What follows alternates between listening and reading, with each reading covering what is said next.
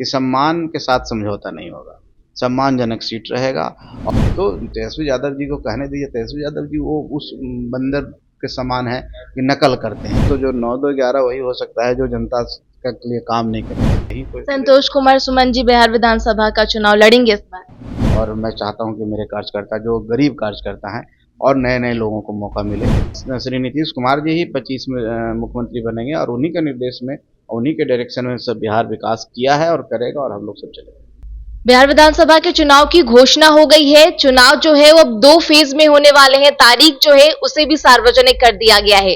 6 और 11 नवंबर ये 2 तारीख है जहां 2 फेज में बिहार के चुनाव होने वाले हैं।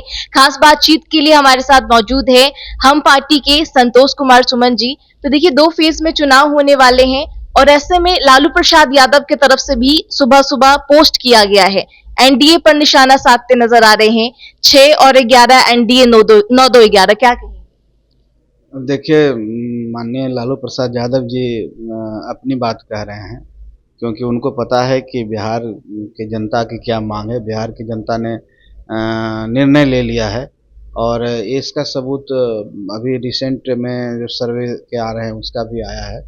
और 9-2-11 होने की बात है, तो जो 9-2-11 वही हो सकता है जो जनता के लिए काम नहीं करेगा, जनता को डीच करेगा। हमने तो जो वादा किया, हमारी सरकार ने वो काम किए हैं।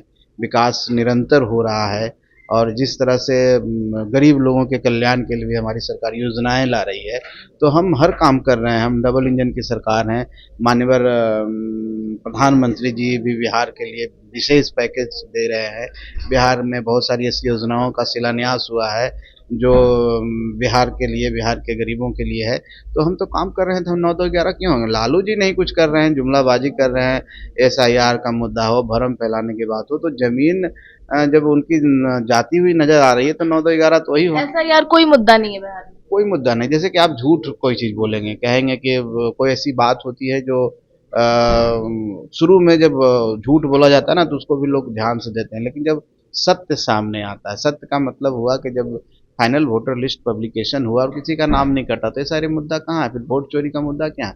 तो आपको जिन मुद्दों को लेकर के आप 17 दिन घूमे हैं दोनों भाई, और अब आज वो मुद्दा में कुछ है ही नहीं। सरकार निष्पक्ष रूप से चुनाव आयोग ने सारा काम किया, तो मुद्दा नहीं, उल्टा उन्हीं के ऊपर पड़ा है और उसका वो दुष्परिणाम देखेंगे। और एक भाई तो अमेरिका इंग्लैंड घूम रहे हैं, दूसरे यहाँ परेशान हैं।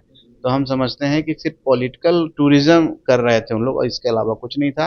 और जनता हमारे पर विश्वास करती है, एनडीए पर विश्वास करती है और हमारी सरकार बन रही है। और हम रिकॉर्ड मतों से, कहने का मतलब है कि जिस तरह से 2010 में हम 206 जीते थे, इस बार उससे कहीं ज्यादा सीट हम ला करके सरकार बनाए। चुनाव सर पर है। सीट शेयरिंग को लेकर भी स्थितियां साफ नहीं हुई है। घमासान की स्थिति देखने को मिल रही है। जीतन राम मांझी की भी तरफ से 20 सीटों की डिमांड देखने को मिली है। तो क्या 20 सीट मिल रहे हैं इस बार। देखिए 20 सीट कैसा कोई डिमांड उन्होंने नहीं रखा है। वो जनता की भावना, कार्यकर्ता की भावना का प्रकट करते हैं कि जो हमको आप 20 सीट दीजिए, चाहे उनके तरफ से हर पार्टी के कार्यकर्ता चाहते हैं हमें जितनी सीट चाहिए और कौन सी सीट चाहिए, हमारे कार्यकर्ता अगर उसमें एडजस्ट हो जाते हैं। हमने अपनी भावना को कितनी सीट मिलने वाली है सर। 20 सीट की डिमांड उन्होंने नहीं रखी है, तो कितनी सीट पर सहमति बन रही है। अभी देखिए प्री मैच्योर है ये सब बोलना। गठबंधन धर्म में है, अब वार्ता का दौर चल रहा है। हम कुछ ऐसी बातें नहीं करेंगे, लेकिन हम इतना ही कहेंगे कि सम्मान के साथ समझौता नहीं होगा, सम्मानजनक सीट रहेगा और सबका सम्मान इसमें रहेगा और एक साथ होकर के हम लोग काम करेंगे।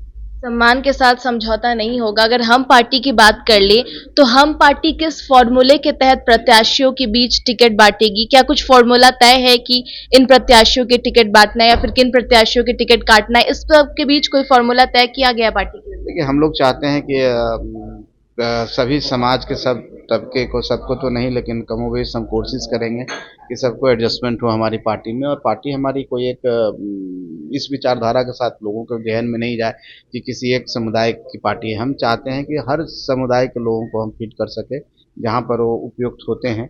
तो हमारी कोशिश यही है और हमने सीट भी उसी हिसाब से मांगा है कि हम सबको एडजस्ट कर सकते हैं। और क्षेत्रवाद ऐसा नहीं है कि सिर्फ हम मगध में सिमट कर रह जाए, हम दूसरे क्षेत्रों में भी हमारा प्रसार हो और हमारा विस्तार हो। इसके लिए हमने उन सीटों का भी चयन किया है। करीब हम समझते हैं कि मिथिलांचल में जाइए, सीमांचल में जाइए, मगध में जाइए और इधर उस तरफ आंध्र प्रदेश में जाइए। हमने कोशिश की है और मुजफ्फरपुर साइड के इलाकों में तो हम कोशिश कर रहे हैं कि हम इन सीटों पर, इन जगह सीटों पर भी हमारा कम से कम रिप्रेजेंटेशन हो, ताकि पार्टी का आकार बढ़े और हम जो जिन मुद्दों को लेकर पार्टी बना है उसमें गति मिले। तो हमारी पूरी कोशिश है और हम समझते हैं कि हमारी भावना को भारतीय जनता पार्टी और नेतृत्व, जो शीर्ष नेतृत्व समझेंगे और सम्मानजनक सीट हम लोग को मिलेगी। सीट शेयरिंग के साथ साथ क्या सीएम के चेहरे पर भी ऐलान कर दिया जाएगा? क्योंकि अक्सर ये कहा जा रहा है एनडीए गठबंधन की तरफ से कि नीतीश कुमार के नेतृत्व में चुनाव लड़ेंगे। नेतृत्व का मतलब ही होता है कि सीएम का चेहरा है। पिछली बार हम 20 में भी उन्हीं के नेतृत्व में लड़े और आपको याद होना चाहिए कि 43 सीट आया जनता दल यूनाइटेड के। उसके बाद माननीय मुख्यमंत्री जी ने बोला कि हम नहीं बनेंगे, आप अपना बनाइए।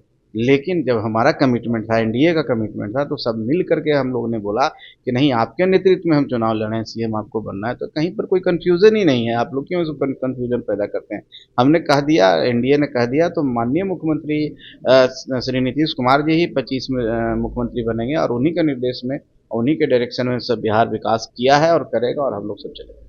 तेजस्वी यादव भी चुनाव की घोषणा के बाद कहते नजर आ रहे, रोजगार पर अहम जो बात है वो होनी चाहिए, रोजगार एक मुद्दा है और हर एक युवा जो है वो बिहार का सीएम बनेगा 14 तारीख के बाद। खुद बेचारे बन जाएं तब वादा, युवा तो बात अलग है। अब जहाँ तक रोजगार की बात कर रहे हैं तो हमने जो बात किया वो बोला था कि हम 10 लाख लोगों को नौकरी देंगे और 24 लाख लोगों को रोजगार देंगे। और आपको मैं बताता हूँ कि जब हम 5 साल पूरे किए हैं तो करीब 40 लाख लोगों को हमने रोजगार दिया है और 10 लाख के आसपास लोगों को हमने नौकरियां दी है। 50 लाख का हमारा आंकड़ा हमने पूरा किया है और हमारा संकल्प है कि अगले 5 साल में हम 1 करोड़ नौकरी और रोजगार देंगे। तो हम तो काम कर ही रहे हैं। हम तो छोटे छोटे क्षेत्रों को में रोजगार पैदा करने के लिए इतना लाभकारी योजना, क्रांतिकारी योजना जो महिला मुख्यमंत्री महिला रोजगार योजना है, जिसमें हम हर घर में एक उद्यमी पैदा कर रहे हैं। हर घर में एक उद्यम होगा, हर घर में एक उद्यमी होगा, हर घर से रोजगार का सृजन होगा। तो हम तो अगले 5 साल का जो विजन लेके चल रहे हैं, 1 करोड़ क्या है, उससे ज़्यादा हम देंगे। तो तेजस्वी यादव जी को कहने दीजिए, तेजस्वी यादव जी वो उस बंदर के समान है कि नकल करते हैं। नीतीश जी के साथ कुछ दिन रहे तो उनके स्टाइल में नकल करने लगे। अब ये नौकरी दे रहे हैं, उनको गलतफहमी होगा कि हम दे रहे हैं नौकरी। कोई 17 महीने डिप्टी सीएम रह करके हम मंत्री रह के कहेंगे हमने किया था। कार्य तो हमारे, हम मुख्यमंत्री जी के प्रिविलेज पर है ना, संविधान की बात करते हैं, संविधान का ये अक्षर नहीं पता है। तो कहने दीजिए, बेचारे सपना में है, सपना देखने दीजिए, उससे कहीं कोई। संतोष कुमार सुमन जी बिहार विधानसभा का चुनाव लड़ेंगे इस बार? ऐसी देखिए, पार्टी की तरफ से ऐसा कोई आदेश नहीं आया है और ना मेरी ऐसी कोई सोच है। हम समझते हैं कि जब हमारे पार्टी के कार्यकर्ता लड़ेंगे तो हमारी ज़रूरत होगी, तो हम पूरा फ्री होकर उनके लिए काम करेंगे और जो भी सीट हम लोग को मिलेगा उसमें ज़्यादा से ज़्यादा कार्यकर्ता लड़े, ऐसे हम, मेरी भावना है। और मैं चाहता हूँ कि मेरे कार्यकर्ता, जो गरीब कार्यकर्ता हैं, और नए नए लोगों को मौका मिले और वो भी लोकतंत्र के मंदिर विधानसभा में जा कर के अपनी आवाज़ बुलंद करें। चलिए, शुक्रिया बातचीत करने के लिए। देखिए, चुनाव की घोषणा हो चुकी है तमाम राजनीतिक पार्टियों की तरफ से। अब खूब तैयारियां की जा रही है, हर एक व्यक्ति को मौका मिलेगा, हर एक समुदाय के लोगों को मौका मिलेगा, साफ तौर पर कहना है संतोष कुमार सुमन जी का। तो क्या कुछ कहते नजर आए, आपने साफ तौर पर सुना। घुटने का दर्द जिंदगी रोक देता है, लेकिन जीवन दान हेल्थ पटना में doctor Ashwini Gaurav, head of orthopaedic and joint replacement, हजारों मरीजों को फिर से चलने की ताकत दे चुके हैं। ये बदलाव सिर्फ सर्जरी से नहीं आते, ये भरोसे, सही देखभाल और सही समय पर लिए गए फैसलों से आते हैं। 24/7 emergency, ultra modern OT, 3D cath lab, MRI, CT scan, सब एक ही छत के नीचे। जीवन दान हेल्थ, जहाँ कदम फिर से बढ़ते हैं।